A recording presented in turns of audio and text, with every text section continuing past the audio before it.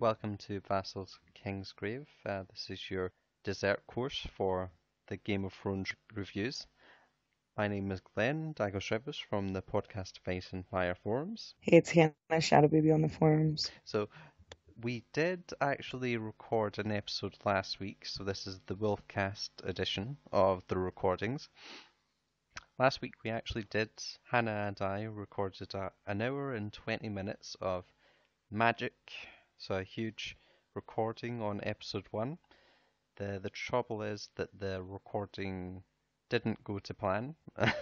I'm not sure what happened, but it was a disaster. The recording is a lot of my points and Hannah's points were sort of speeded up, so you can't even make out what we're saying on the recording, so that's why that wasn't released. So we decided today that we're going to do a double episode review, so episode 1 and 2, to make up for that.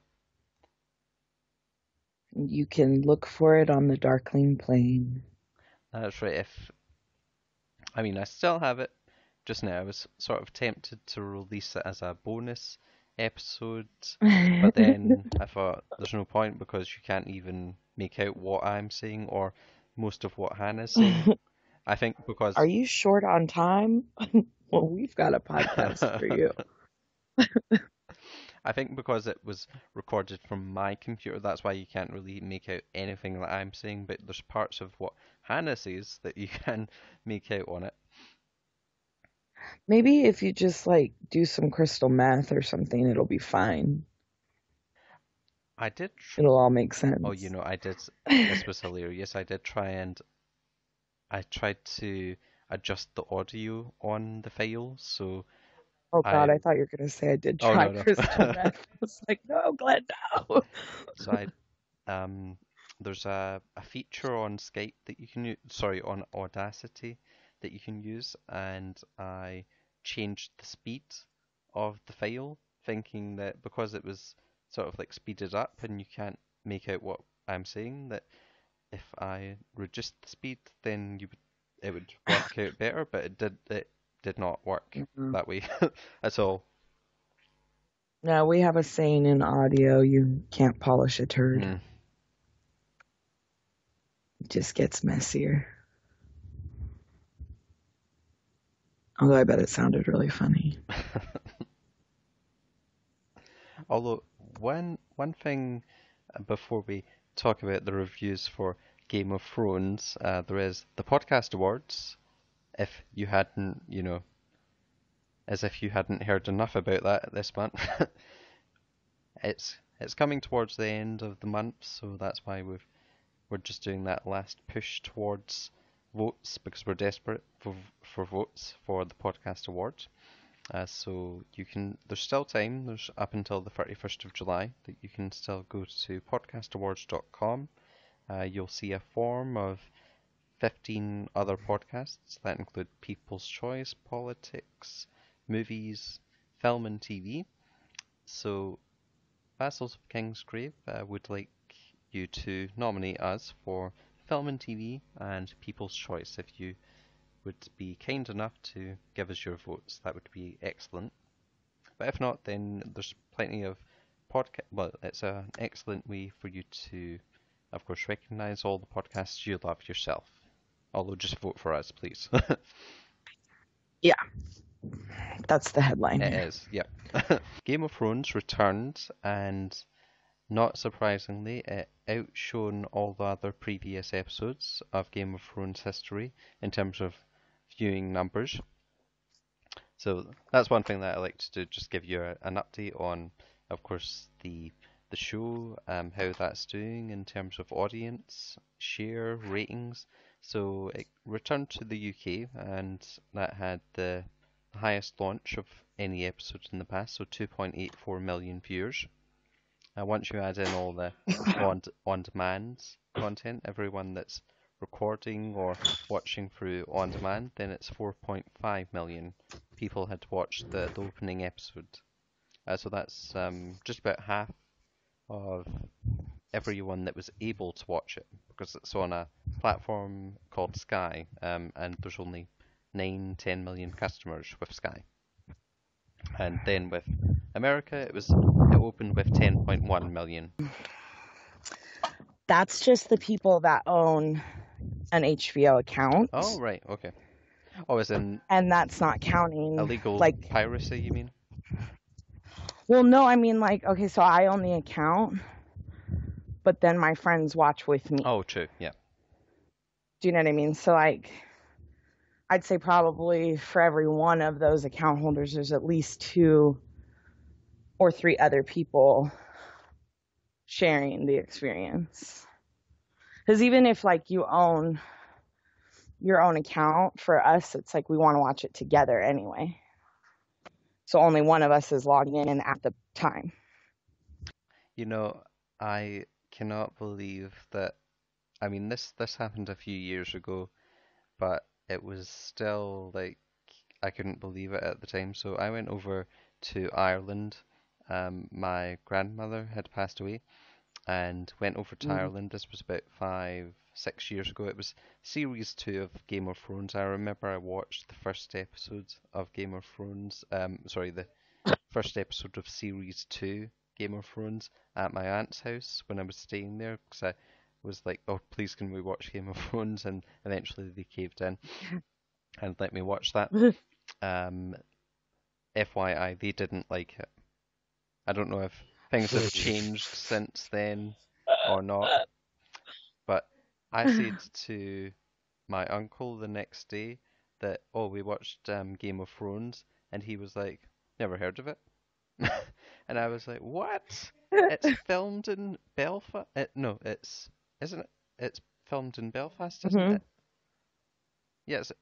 Yeah, like there are studios in Belfast, and then they have some locations that are like outside of town. Well, anyway, it's filmed in Northern Ireland. It's close by. You should know this, especially because it's filmed... He's like, yeah, but that's Northern Ireland. Yeah, especially because it is filmed in Northern Ireland. Just couldn't believe that he had never heard of it. And it was, even though it wasn't as big as it is now, it was still quite big at the time. What part of Ireland is your family from? Belfast. Oh, so they are Northern Ireland. Oh, well, yeah, you'd think definitely. Yeah, he definitely should have known. I'm from San Diego, and I've never been to Comic-Con, so I can also see how. Oh, yeah. But I mean, I've heard of it, you know. I've just never been able to afford to go. I'm sure that I've heard of things like all the big shows that, I mean, there's not many, but all the big shows over here that are Scottish based, I mean, they're filmed in Glasgow or they're filmed in Edinburgh, so I'm sure I've heard of them if someone brings them up to me. Is Outlander filmed over there? It's I can't actually remember if it is. But I've heard of Outlander. I wouldn't be like, oh, what's Outlander? Some people are into pop culture, though, and some people aren't. That's true. Like my mom, she was always really great at trivia. Like we'd watch Jeopardy. But then there'd be whole categories where she's like, how in the hell could you possibly know that? And I'm like, how could you not? Like, this is current affairs. Different strokes, I guess. Yeah, true. I loved that show. Episode 1. Highlights from episode 1? Let's see. I really enjoyed how little exposition there was. Things were just happening. Like, Bran and Mira were just at the wall. We didn't have to have another fucking scene of them getting there. Because, like, when they left off last season, so they can see the wall in the distance. Which is also like, why didn't you fucking take them closer? But whatever. And I just thought, I swear to God, if it opens up with a scene of them going through the forest toward the wall, I'm going to lose my mind. Like, just get there already. So it was really nice that, like, they just got there. We didn't have to see Dany's ship still heading toward Dragonstone. She was just fucking there. That reminds me of I'm tired of that. oh yeah, that reminds me of our conversation last week about Daenerys as well, that there's no, whereas I was expecting maybe a few episodes where it would be traveling overseas until they eventually She's been reached. traveling for 6 fucking years. We don't need any more traveling. So it was Stop it. just a simple, they're there, and then the closing line is, shall we begin? So after 6 years of nothing happening, it's time to begin and get this underway. Yeah. And I'm hoping that kind of will inform the book more or less. I mean, obviously she's like still in the Dothraki Sea, so I have to go through all that, but I'm hoping it is suggesting that her story will pick up the pace a little bit because enough's enough. I sort of don't like the whole Ed Sheeran things that, I mean, I think actually the public have made it more than what it needed to be. So like Ed Sheeran's just like stolen the attention from the show. Like everywhere was talking about Ed Sheeran's cameo in the show, and it's like if not if not as many people had talked about it, then it wouldn't have been such a big thing. Yeah, and like I don't know who the fuck Ed Sheeran is. He's some singer, I guess. And it was beautiful, like their version of The King's Hand or whatever it is, Tyrion's Hmm. song. It was beautiful. I enjoyed it, but if no one had made a big deal out of it, I wouldn't have known or given a fuck. Like it was not. It would, honestly though, it would have felt really out of place because it did anyway. It seemed out of place, like he was a bit too groomed to be traveling the roads. Right. And just, yeah, that kind of felt forced. I enjoyed the song and I did enjoy the statement they're making about Arya because, like, so many people in the fandom keep calling her a psychopath. And to me, she's not. She does not just kill randomly with impunity. She has always killed in either self-defense or for justice. And this is a world where justice is not being served through the proper channels. And you do have to go vigilante. She's never just like, oh my God, I love killing. And she's not unfeeling. And so I did like how they chose to depict that as a moment of like, here's her enemies. And she quickly realizes they're not her enemies. They're just people who happen to be born in the Westerlands. And what options do they have? Defy their lord or join his army. And if they don't join his army, the option is pretty much starvation at this point because a war is on and has been on. And that's kind of like your best option in life is to actually join a military group. And it's not a choice that they made and they don't fucking know anything about it, you know what I mean, other than rumors and stuff. But just because they have to have their allegiance with House Lannister doesn't make them House Lannister. And for her to recognize that, I think, is a really huge statement about her character. And I found it surprising that she wasn't with them this week in episode 2. And then I did fear that she had killed them or done something haywire, but it looks like it was just, a one-time thing, a one-time nice little pleasant moment. Yeah, and I do like the follow-up there. She's like, I'm going to kill the queen, and she's not lying either, but they just think she's joking.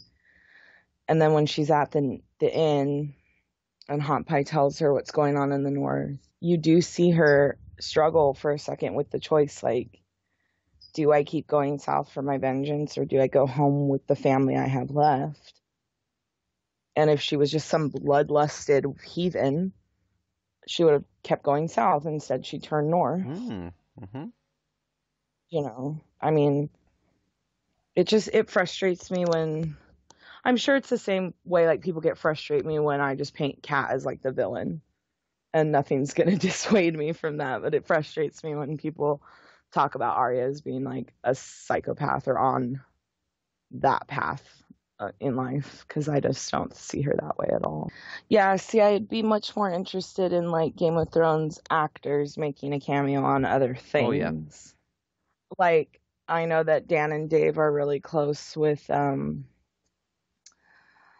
fuck, I don't know how to pronounce his name. It's Rob McEllery. Oh He's yeah, the the Hound. creator of It's Always Sunny.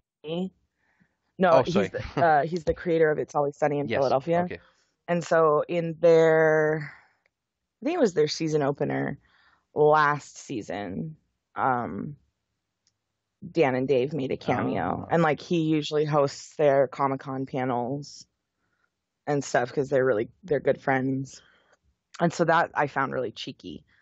But if like this It's Always Sunny cast were to make like obvious cameos on Game of Thrones, that would be silly. It's one thing if they're just gonna like throw them in makeup for a day and like have them be in the background. Like that's fine, you know what I mean? But to make it super obs is a little over the top. We'll see how they slip Tom Hardy in there. Oh yeah. Not Tom Hardy. Why the fuck do I keep saying that? God damn it. Not Tom Hardy. Conor McGregor. Like not even anywhere close to each other. Well, they are both hot, I guess. One of the people in work said that today, and I thought they said Ewan McGregor. They must have said the real name, and I was just thinking, what? Ewan McGregor's in Game of Thrones? Yeah, I don't know why I keep saying Tom Hardy. I just always have Tom Hardy on my mind, apparently.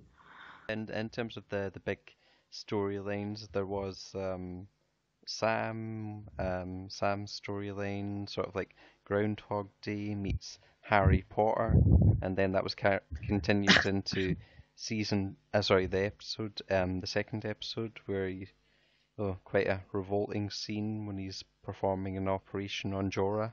Yeah, what the fuck is happening this season with poor Sam? Like, okay, first of all, the poops were so gratuitous. Second of all, what are they trying to say about the passage of time? Like, I understand they're trying to show him, like, well, he's paying his dues. He's not just going to be, like, a maester right away, whatever. But, like, that scene, that whole montage to me, out of context, have gone by. But then you look at, like, Euron Greyjoy still has that fucking cut on his cheek. That's, like, not even close to healing. And, like, time in this show is whatever they want it to be, apparently. And so that's really frustrating. And But then Daenerys has had the time to come all the way to Dragonstone. right, from fucking Slaver's Damn Bay. Do you know how far that is? Like, it's not just across the narrow sea, homies. Like, she's got to go south, way the hell around Valyria, through the Summer Sea, back up the narrow sea, and then to Dragonstone. Like, come on. Oh, and I love how that raven suddenly is in Winterfell. The raven that was sent by Daenerys to Jon Snow. Well, from Tyrion to Jon Snow. No, I know. It's just a little much. Like, and then, okay, so Cersei's hair has grown like an inch. So that's like a month. You don't know, she might just get it cut that way. Do you know what I mean, though? It's like, come on. Like, it feels like. Okay, to get from Slaver's Bay to Dragonstone, that would take easily 6 months. Right? Mm. And that's like if they're never becalmed for days on end, which is going to be, you know, a real blessing. But then, like, that cheek on home, like that cut on Homeboy's cheeks, pretty fresh. Like, it's healing, but it's not all the way healed. And a superficial cut like that, come on. it would heal more. Like, I don't know. It's just frustrating. It's really frustrating. So Balon cuts Euron's cheek the beginning of last season, right? Then the Kingsmoot happens. Then Yara and Theon go to Slaver's Bay. And then they come back. So that's at least a year. So that timeline does not add up at all.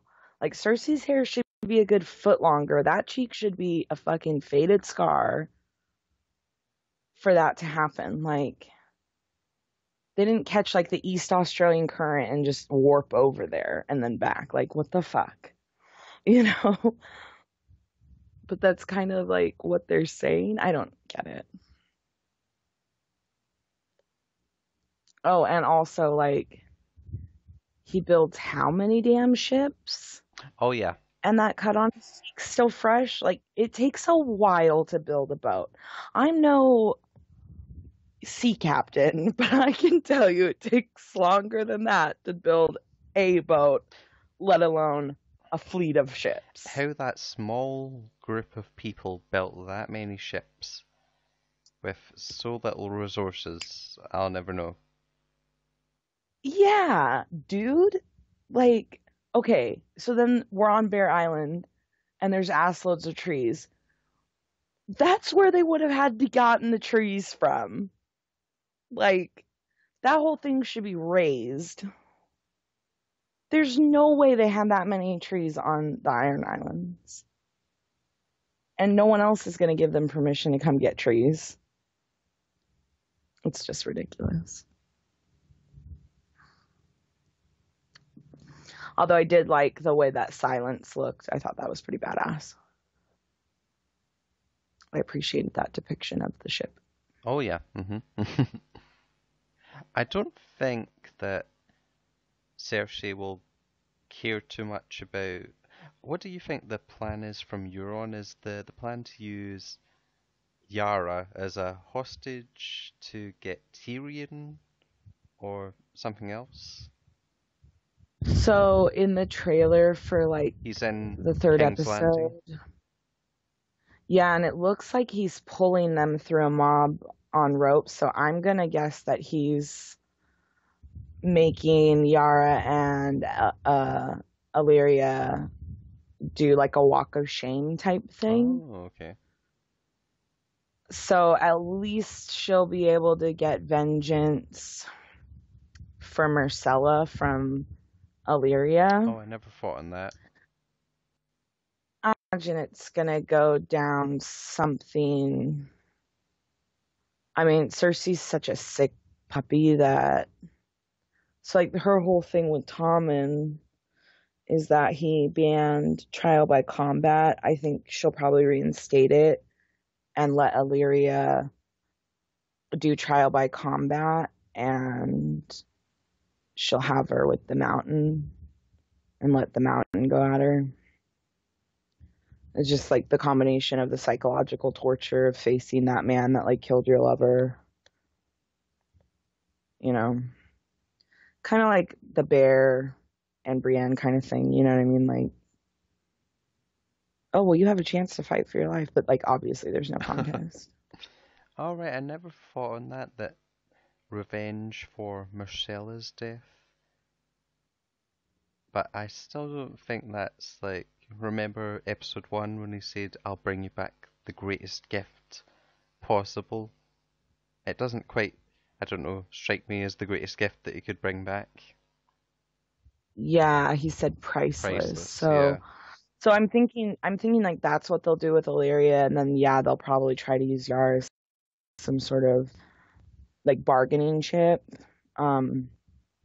Which also this is the first time I've ever thought about Fiend as a possibility of being the Valonqar, because he's little brother too, right? Yes, that's true. And so he could potentially try to do some sort of rescue mission on Yara. You know, maybe he'll snap out of it and pull his shit together. As I said last week, the Valonqar could be anyone. Yeah, Possibly a million different people could be the Valonqar. yeah.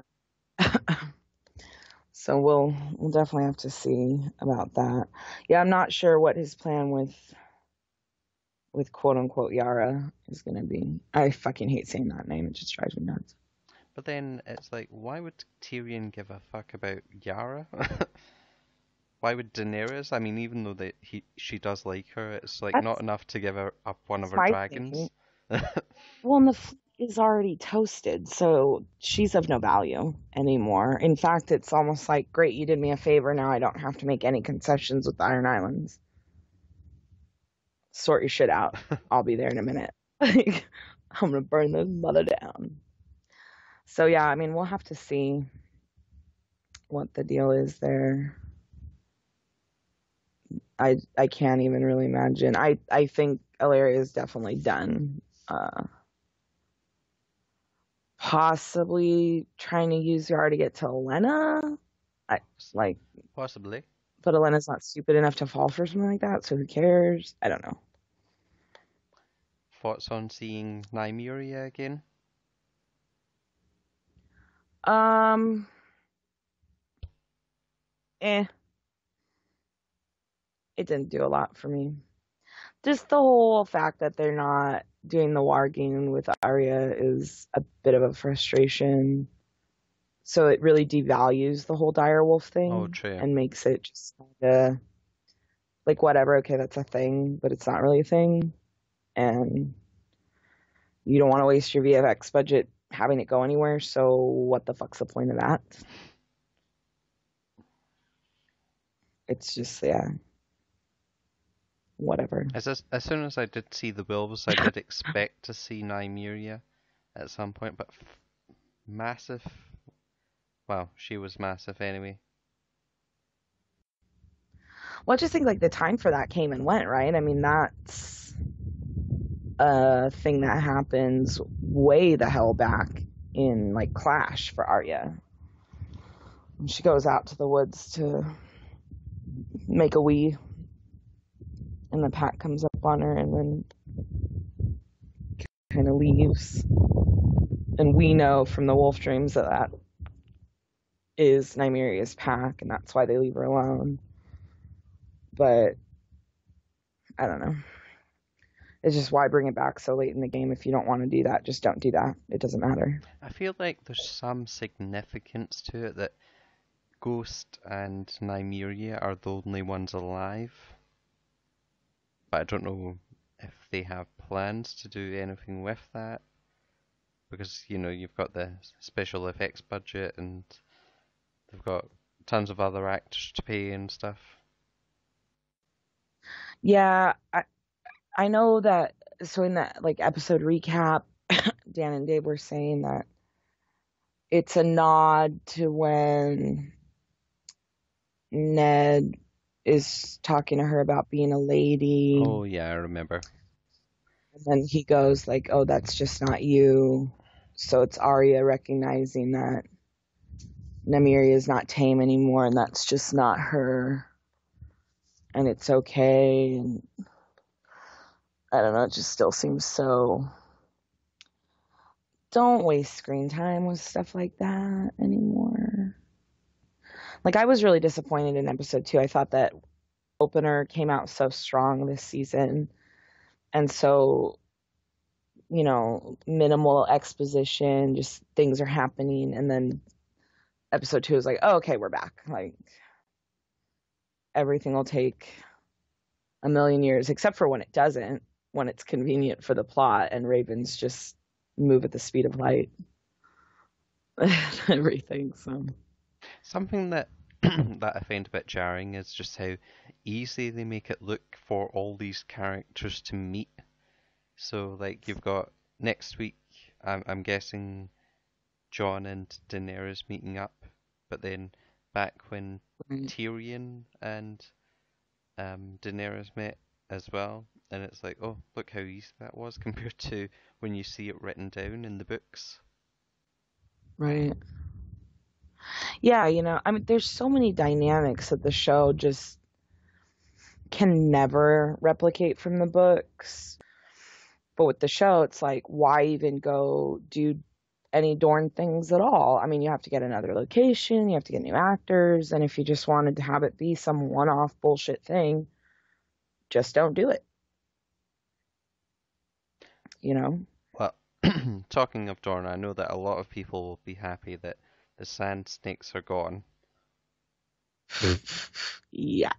I could, even when that happened, I thought, oh, the forums rejoice when the sand snakes Yeah. die. Yeah. I didn't mind them, but then I didn't think they added much to the show either. I found it really derivative Yeah. and just very cliche and comedic relief without being funny. It was a lot of their stuff was just so corny and it didn't fit. It's like a square peg in a round hole with them. And that's not how the characters are in the books. Like, yeah, they want revenge for their father, but they're not just like mindless, bloodlusting creatures. You know what I mean? They don't do anything on their own. They are following Ariane. They're not these out of control, dumb sluts. And so I just really felt like that was unnecessary and uncool, especially given like the current climate of political correctness. It didn't add anything to the show, and in fact it took away from a lot of it. I did like the reunion with Hot Pie. Oh yeah. I thought it was nice to see him again, and I do like how she's not looking him in the eye. Like, she doesn't want to face her past or recognize like a member of her pseudo pack, because it's just gonna pull her away from her mission. And then at the end, when he says like, oh yeah, your brother's king in the north, that's when she looks up, and that's when she decides like it's okay to go home. All It's right. okay to have hope still. I never noticed that, but that's a good spot. I did think I mean, if you suddenly see a friend that you've not seen in years, and then you don't just finish your drink and just leave, but then that's so television, like made for television type scene, like, oh, we don't have time to have a long discussion. Then she's out. She has to go somewhere. Whereas if you meet someone friend that you've not seen in a long time, you'll spend a bit of time with them. Yeah. Yeah, I think she's just like trying so hard to stay focused on her goal and not really let any of that factor in, and then he drops that bomb and she's like, oh, and starts to like rethink what her plans are. I'm also curious how in season 6, episode 1, that we actually see Melisandre for who she is, that Right. 300-year-old woman or whatever. So I wonder if that'll ever come up again, like her true Yeah. image. Yeah, it also makes me wonder how that will play out in the books, if that's a thing. I know there's always been theories that have circulated about it. I mean, obviously something is up with her because she's this beautiful woman and she says that she was a slave, she was branded and scourged, and clearly she's not. There's no mark of any scars on her face. So she is clearly glamoring, but what that looks like and what it means will be interesting to see. It's sort of hard to see how they'll. I mean, it's so weird to think we've only got 5 episodes left, and they've still got so much to do. Yeah. How they'll even wrap up this season, but then they'll have to do it in a way in which 6 episodes is enough to wrap up the entire show. Yeah, I I can't even fathom it at this point. But yeah, that I guess what you said about Ilaria and Cersei, that's making me quite excited about next episode to see if that's true. So like the trial by combat thing, because that's the sort of thing that I think that they could, well, in fact, they most likely will bring back and make use of the mountain. Yeah, um, I think it would be really neat to possibly if they do something like that and then Theon shows up to be the champion and then maybe is actually able to defeat the mountain, or like even if Ilaria is like, because Oberyn almost had him. He just got cocky, right? Oh yeah, that's And true. Oberyn would have won if he wasn't too cocky. yeah, so we'll see what other factors might come into play if that is how it goes down. I just think that would be really kind of a neat way to end cap it if the mountain fell in such an obviously stacked deck, you know, and it would help to add more paranoia and chaos to Cersei Although because talking she's tripping. You know? although talking of Qyburn and Cersei, what do you make of this new contraption they've got? Yeah, so that was one thing I really didn't like. It was the Balerian depiction, first of all. Um, in the books, you can walk through his jaws, and Arya does. His jaws are open.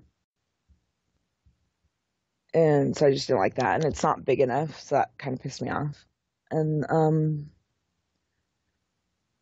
I don't know.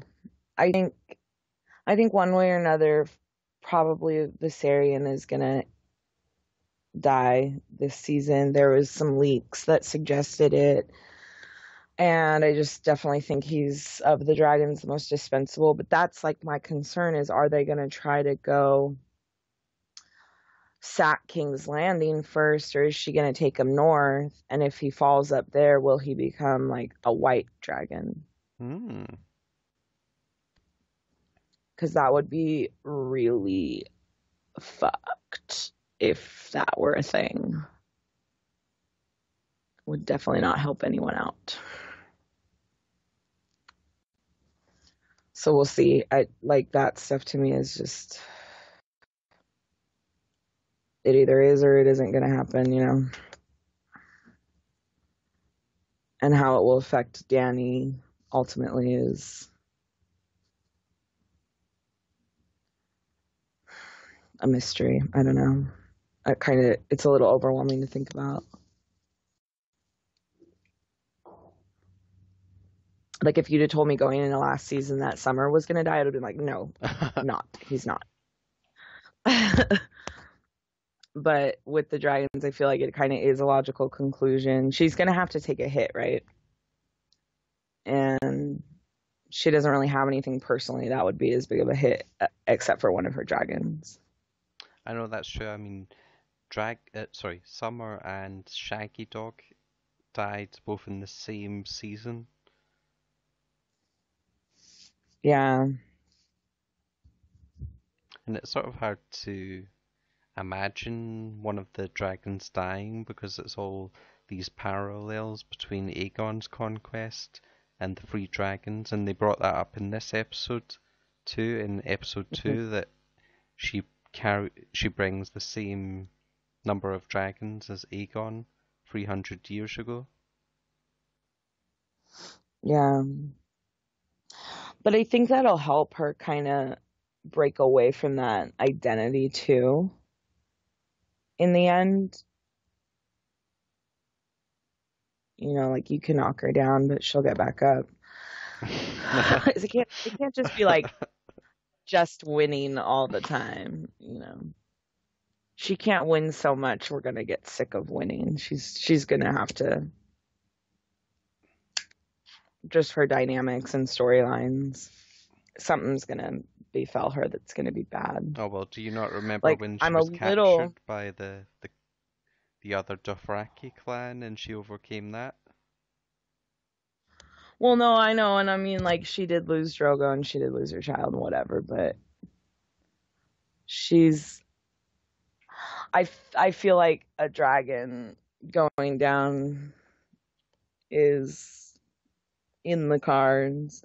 And if not, I feel like it's going to be something like Grey Worm or Missandei. Oh, we never even talked about that. Ah, God, I don't want to. No, maybe not. It's not. I think it's cute. Yeah, it's quite You sweet. know, I like it, but at the same time, we're running out of time. I don't need 5 minutes of that. Sorry. It's meaningless. We get it. There's a romance. Moving on. But I am a little bit nervous for him for next week. There were some ominous shots of like he's sailing into Casterly Rock, and then there's a Dothraki like hitting the ground with an arrow or a spear, or not a Dothraki, an Unsullied hitting the ground with like an arrow and a spear. And they have the helmet on, but it does look like it could be Grey Worm. And that would be an easy sacrifice to make. If it's going to be like Grey Worm or a dragon, obviously, like, okay, I'll give up Grey Worm. He's had a good life. He's had a good run. I know it's quite a high position for someone that was part of an Unsullied clan. Yeah, I'm not saying that I want him to die or anything, but I mean, you can't have good storytelling without Deaf. the protagonists having losses on their side. Yeah, true. So I could see that happening. Other people I'm a little nervous for, like Pod. And I'm all worried about Davos.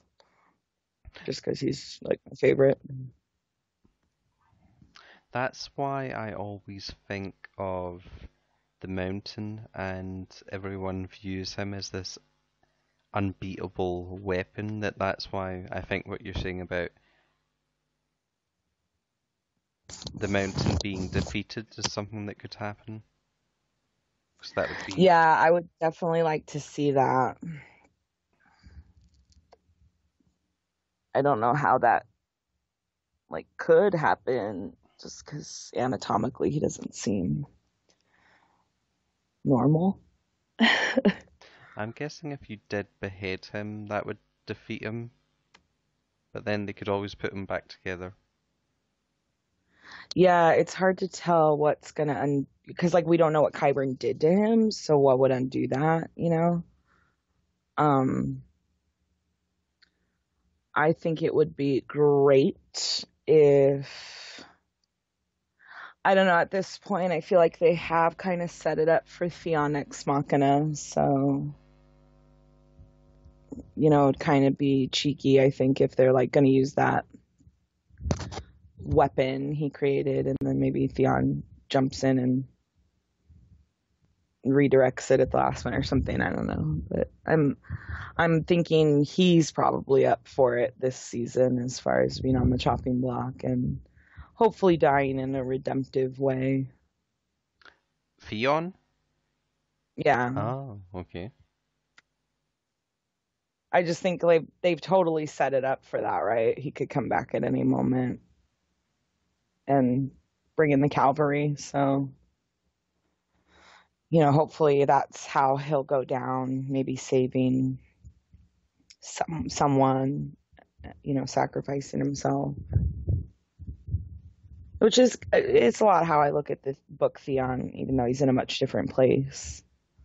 I just feel like that'd be the natural resolution. His character, he obviously is not going to be doing a lot of living it up the way he is, but maybe he can find some redemption. And it reminds me of our conversation from last week when I was saying that they're setting up for the wall to fall this season, I think. So that would be Yeah. an excellent end to this season for that to fall, and then, oh, what's going to happen next? And Yeah, and I'm definitely excited on like how exactly that's how going to it be, would like look. just a fissure. Is it going to shatter? Is it going to, what is going to happen? I mean, one today my boss said, "Oh, that's where all the money went in that final scene from episode 2 for the between the Ironborn." But I was like, no, most of the money will go towards No. that end scene when the wall falls. Yeah. I definitely think, sure, a lot of money right there, but like, okay, so they have the ship um in the paint hall in Belfast that they used for the Blackwater episode. They've just always kept it around and never taken that set down, and they kind of use it as um ways to do ships again, and they just do like a different texture and different angles to shoot off.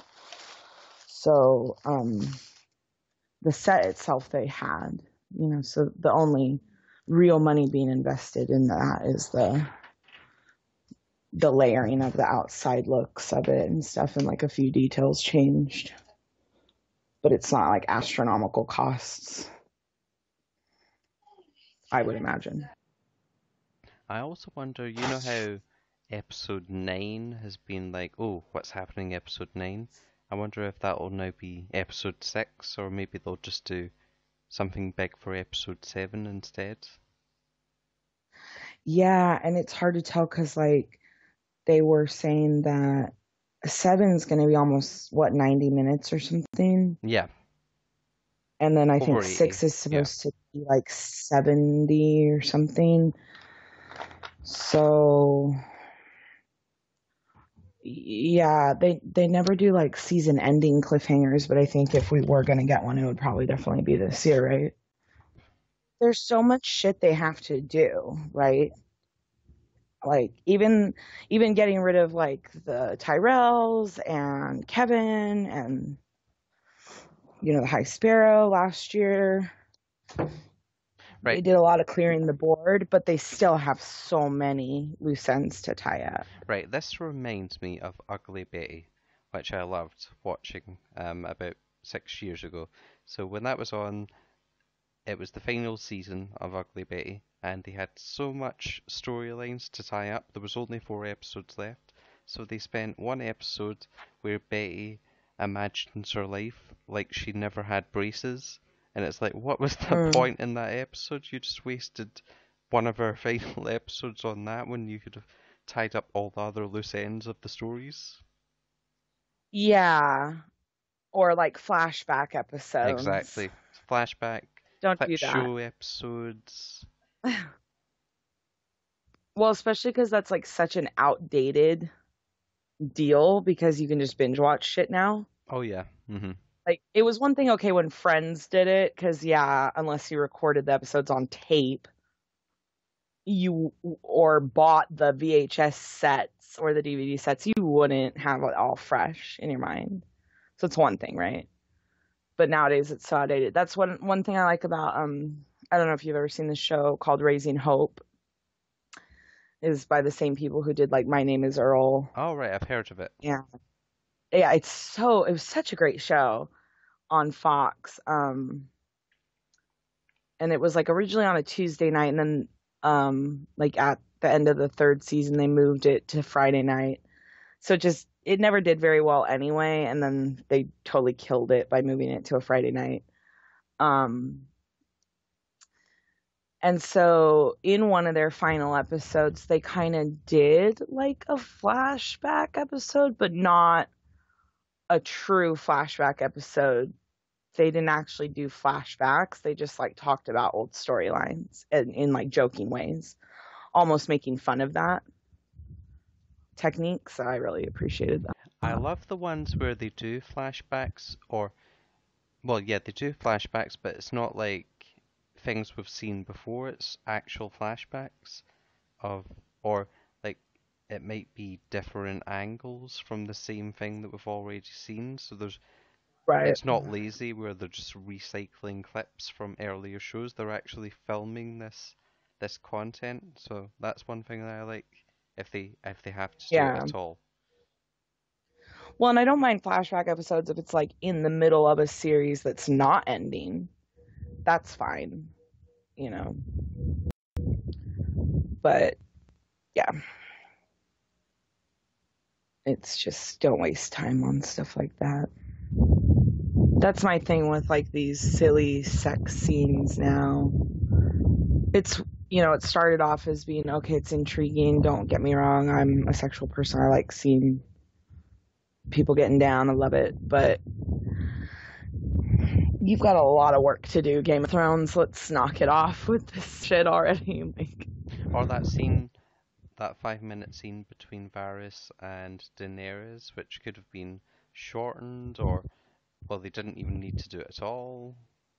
Yeah, like Dragoncast was saying, it was just so, like, it felt late. It felt like, wouldn't you have had this conversation when you first fucking got there? Like, if you're gonna question his loyalty, why wait till you get home to do that? Adam was saying he felt like it was a scene that was written for season 6 or 5, and then they didn't use until now. It felt really out of place. I can agree with him there. But I guess and it all seemed so clunky the way it was done. But then I suppose, I don't know, maybe it's just because like we're coming from reading the books, so we know already, so we don't need this explanation. But this is for the benefit of people that are watching the show, so they do need it. But then it seemed Maybe. weird when you see it on screen. The Well, prince there's that was other things that promised. are so, yeah, like, oh my God, shut up, duh. Hello. I mean, that's to me so obvious, and that was unnecessary, and just shut up. Like, and she needs to learn, okay? Stop telling people that they're the prince that was promised. You need to just give the ghost step there, lady. You're not good at this. Like,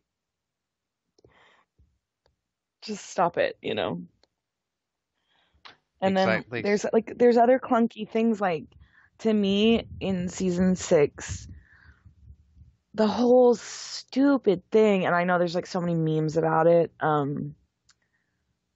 where Sansa's like, you had a war council and you didn't ask my opinion. He's like, what do you want me to do? And she's like, I don't know.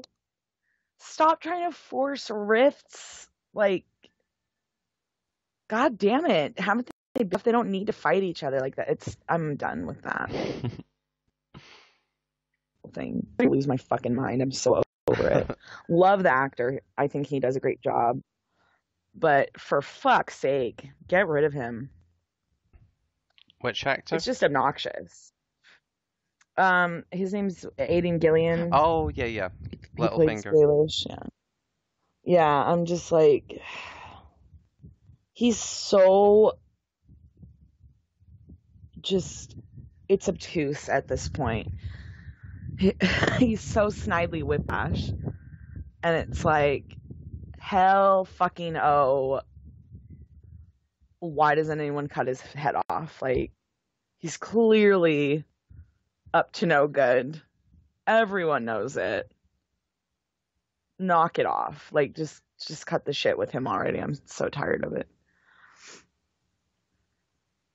It's getting to the point where I don't care. Like, I don't care if Sansa lives or dies. I don't like anything that they've done with her character. She's not a character that I really like to begin with. And then the changes from the book to the show with her have just made it so much worse. She is a ridiculous person. And then they have the audacity to say, like, oh, she's a strong woman. No, she's not. She's a manipulative, whiny little piece of clay waiting to be molded by a man. That is not a strong woman. Anyone that has Cersei as a role model is not anyone that we should concern Right? That was ourselves with. so random. Oh, that was so I know, stupid. I didn't get that. It's like, for such a well-made show, that has such golden source material, they are just making some world-class blunders at this point. And I don't get why. It's like they're really phoning it in on some aspects of the show. And I, for the life of me, cannot figure out why this is happening or who is sitting there going, that's a great idea. Let's film it.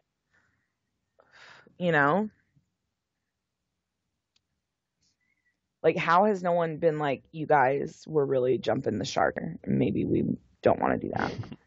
Well, they don't give a damn. They've got like 10 million people. Well, sorry, worldwide, maybe like 30 million people that watch it all the time. I guess. Well, and I guess it just goes to show what happens when they are left to their own devices and don't have the book material to go off of. It just isn't as good. It's of a different caliber altogether.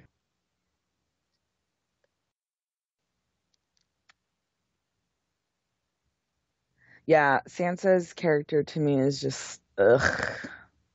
Like, I literally am to the point where I roll my eyes every time she's on screen. Which is sad because the actress that plays her is a wonderful actress. It's not that she's doing a bad job, it's that they have fucked her character arc up completely. It's just a mockery. It does make me sad because Sansa's one of the like my favorite POV chapters in the books, but then it's like when I see her on screen, it's like I don't really care about this storyline. I don't really care much about her and Jon together interactions or whatever's Yeah. happening there. Yeah, and just why are they trying to force this conflict between so stupid? It doesn't make any sense. And it is just like, shove it down my throat. Great. I love this.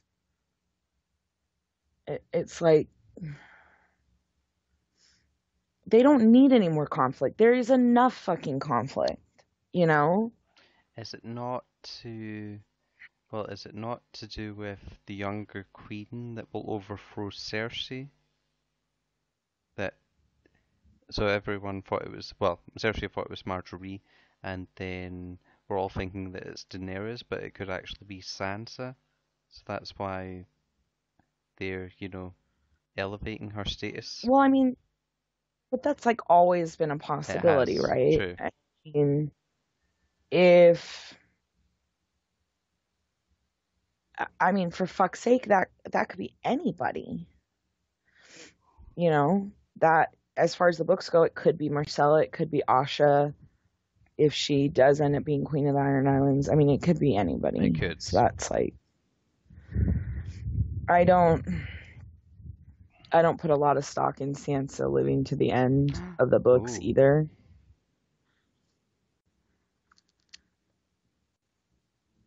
And if she does, I just want her to like go off with the Hound and be like a miller's wife. Just live a quiet, alone and away from things.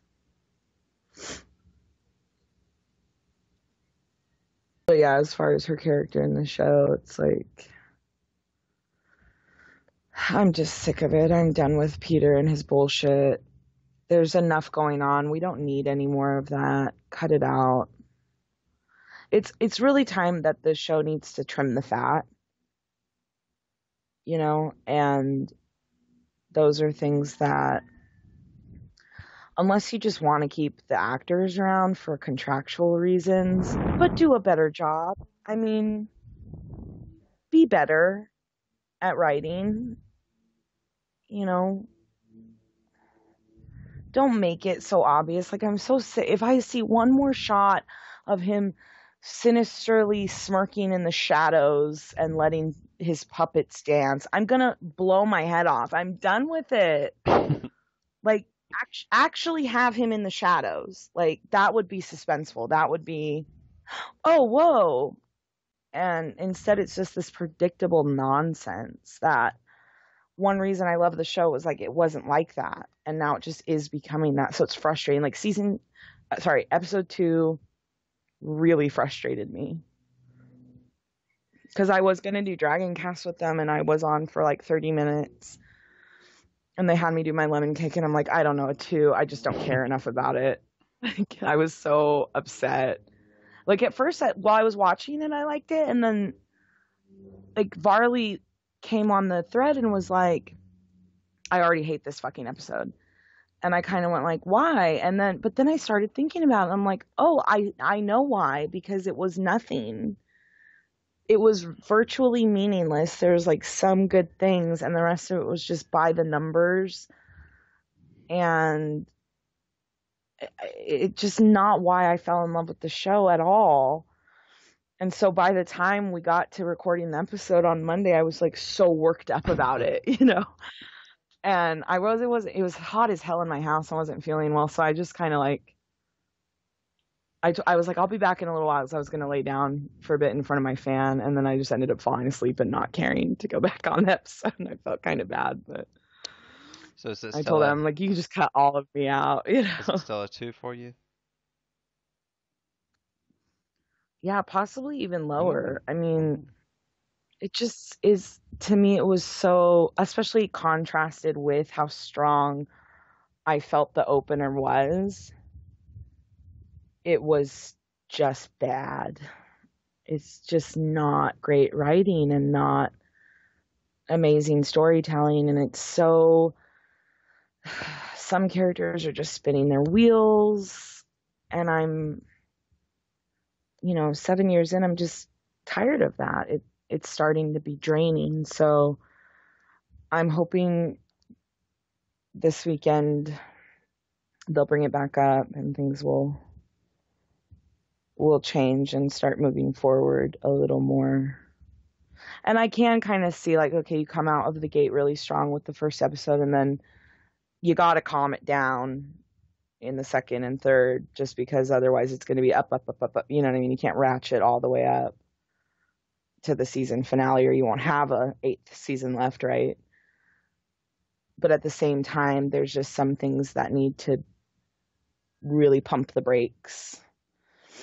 And to me, it's like the conflict with Jon and Sansa, the whole Snidely Peter Baelish. I'm sick of it. It's funny that you mentioned that because I was in this training course a few days ago, and it was the trainer brought that up.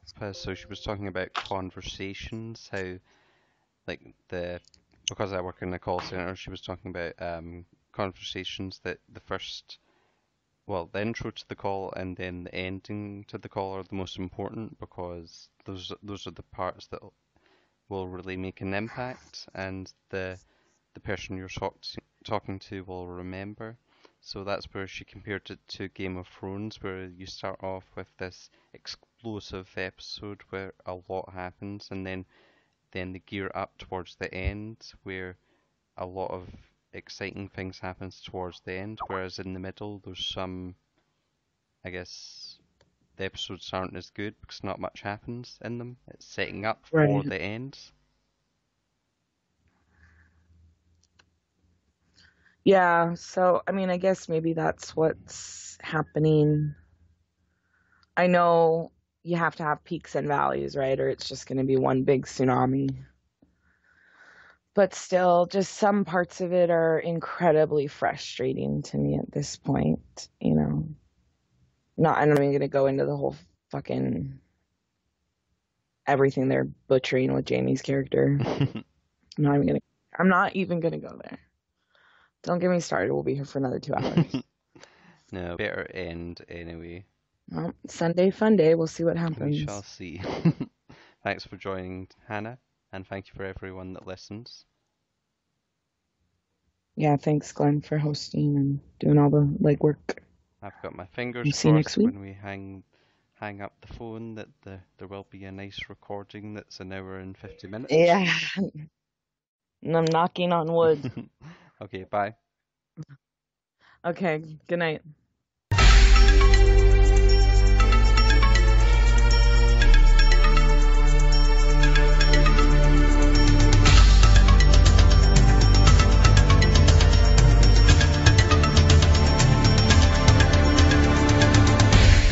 Oh, I was going to say, what were your thoughts towards update from Mr. Martin? Oh, I haven't seen any. Was it today? It was a few days ago.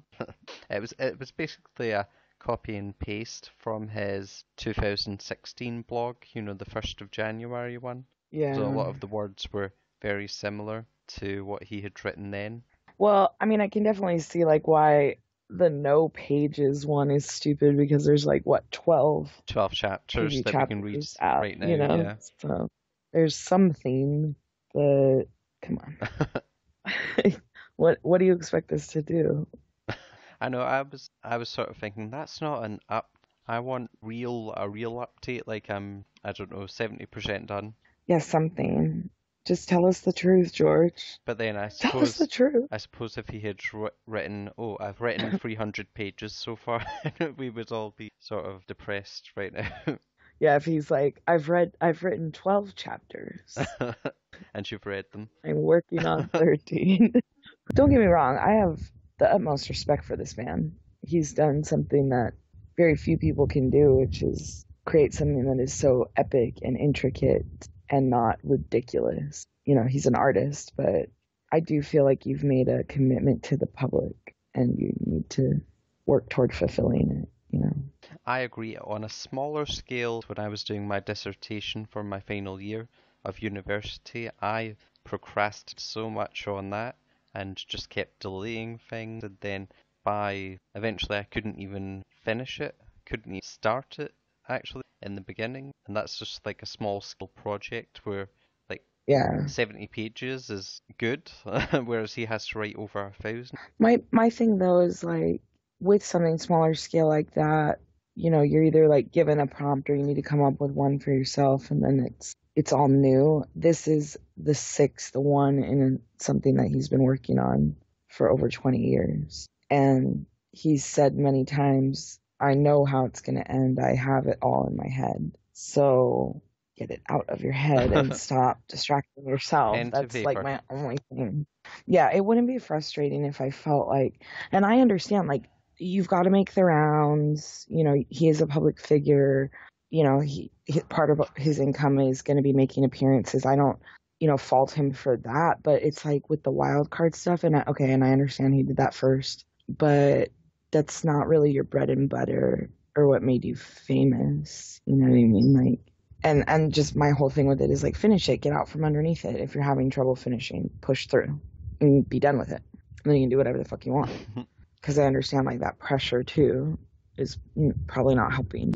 It's so weird because George R.R. Martin will write up about, oh, I'm still months away from finishing the book, and everyone will go into meltdown and rant about it for days. But then I was just in a team meeting today and people brought up Game of Thrones. A few of them have watched the latest episode, but then I brought up, oh, the author has sort of pissed off a lot of his fans recently, but it's like, no one bats an eyelid. We were talking on, I don't know, we were doing something with Adam, and then he split it into a different episode because it was basically just like a long ass after show. Oh yeah. I think it was like the season 7 like preview cast, and we got into talking about it, and I'm like, I feel so bad for the people who've been reading it since it came out, and I don't blame them for just being like, I don't fucking care anymore. I don't want to hear about it. Because I've only been in this world for a couple of years and it's driving me fucking nuts.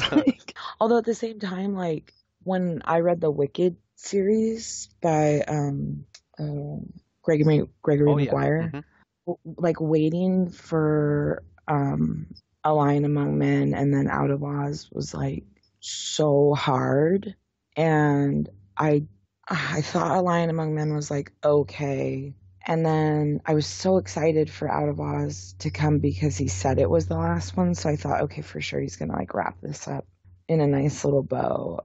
And because for me what that series was like, I'm a huge fan of C.S. Lewis and Yes, the Chronicles of me too. Narnia, and since I was like a teenager, I read them probably once a year.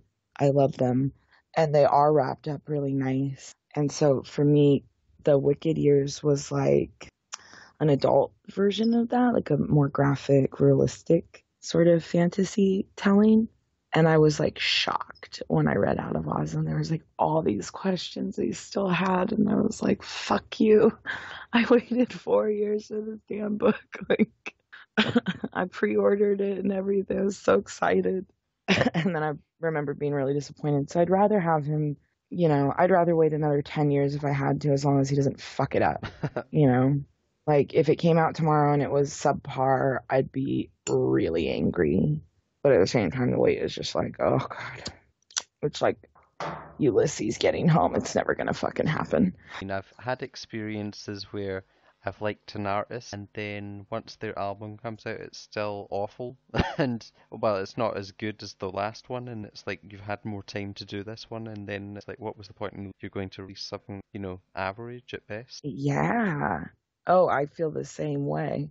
That happened to me with Korn, like when they came out with Paradigm Shift and there's all this hype, like, oh, Head's back and this is the best thing we've done musically, and I fucking hated it. Like, I absolutely hated it completely. They're like, we're getting back to that original Korn sound. I'm like, no, you're fucking not. You're tripping balls. Like, and I think it's great. Like Jonathan Davis as an artist has like evolved emotionally and worked through some of his issues, but it's not why I liked Korn. I just hated that album. And I know a lot of people like it took them a while to get into it. Now they're really into it and they're big Korn fans. And I'm just like, nah, I don't want to hear it at all.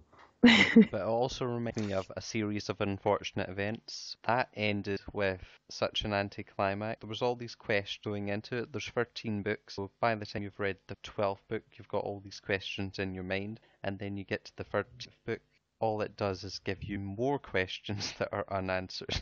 Yeah, see, that shit drives me Yeah. nuts. I'm like, to me, I know that there's a school of thought where people appreciate that, and we talk about it all the time, in House Man Woody had, they're like, well, I don't really feel like I need an answer to that. And I do. I'm like, why raise the question? That is how real life is. And I understand there's some people that appreciate it because it's realistic, but that's not why I read. I don't I don't read nonfiction. I read fiction because I want to escape from reality. I don't need more of the shittiness of real life. I want something that is fantasy. I want a dream. And so I don't mind when everything is wrapped up nice and tight. Even if it's not like a strictly happy ending, I don't like to be left with questions and then have people go like, "Oh, well that's the point." No, it's not the fucking point.